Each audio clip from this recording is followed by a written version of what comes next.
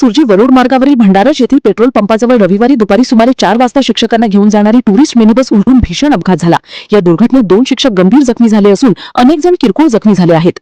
पोलिसांनी दिलेल्या माहितीनुसार UP 70 OT 1924 क्रमांकाची टुरिस्ट मिनी बस वरुड येथील शिक्षकांना शेगाव येथे आयोजित अधिवेशनासाठी घेऊन गेली होती। अधिवेशन संपल्यानंतर शिक्षक परतीच्या प्रवासात असताना भंडारज येथील पेट्रोल पंपाजवळ हा अपघात घडला। मिळालेल्या माहितीनुसार पेट्रोल पंपाजवळ काही दिवसांपूर्वीच नवीन गतिरोधक स्पीड ब्रेकर बसवण्यात आले आहेत।